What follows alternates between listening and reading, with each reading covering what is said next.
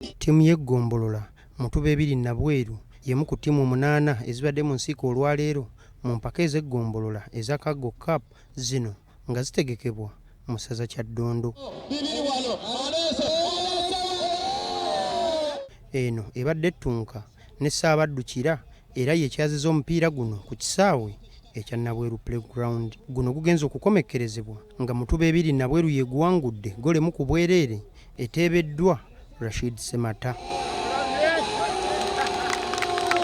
Mu nteekateeka eno tusuubira okusunsula ttiimu esinga okuba amaanyi egenda okukwatagana n'abo. Bannabuddu balina ekikopo naye ku mulundi guno ekikopo kirina kusigala wano mu Kyaddondo. Tetusobola kuba nga tukyasambira mu kisaawe kino ekyetaaga nga tusobola okwemobilizinga nga tulina amaanyi ffe ffennyini, era nze mbabuulira nze nkyogedde tutandika wano. Bwe munankwasa obukulembeze obw'okutwala Nansana Municipality ng'omubaka wammwe, nze ngenda okusooka okunoonya ensimbi tubeere ne Nansana Municipality Stadium. Ate emipiira emirala nga bwe gikomekkerezeddwa Musaale Busukuma ekubiddwa Ssaabagabo Lufuka golo 2-1, Mutuba Gumunnangabo ekubiddwa Mutuba 4 Masekkati golo 2 ku bwereere n'emirala. Omusambi yenna ali ekikakatako gwe nga gwe kwerwanako, ffe tukuwadde platform era tubawa platform etaliko kusasulira. TV ino bagiriko ba coaches twabayise ku bisaawe bajeera ku bisaawe ngekibayise ku sporting talent. Ate mu ssaza Buddu empaka za Pokino Cup zizeemu okuzannyibwa olwaleero era ttiimu z'eggombolola 4 ze zibadde mu nsiike ng'emipiira gizannyiddwa ku kisaawe ekyakyamulibwa Playground.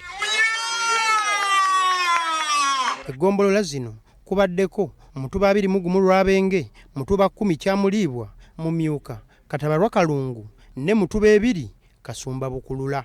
Essaza lubeerako olukiiko lw'ebyemizannyo ne ku magombolola tubasaba bakitandikewo, kijja tuyambako nnyo okuzuulira ddala abazannyi abalungi mu miruka ate n'okuna buli kyalo. Stephen Ziwa maneja wa ttiimu y'essaza Buddu agamba abazannyi olwaleero boolesezza omutindo omulungi era afunyemu abazannyi bagenda okutwala okuzannyira ttiimu y'essaza Buddu. Omusambi asobola okubeera ng'abadde Lwabenge nga nze Ziwa alina omukisa okulonda abanasamba ku ttiimu ya Buddu nga sinsobola mulaba naye no platform gye balina okukozesa.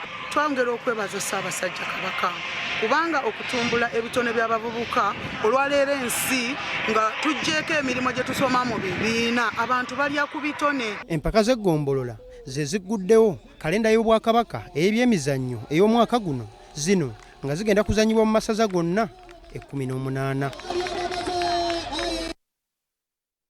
Weewaawo eddakiika ebulemu okweresa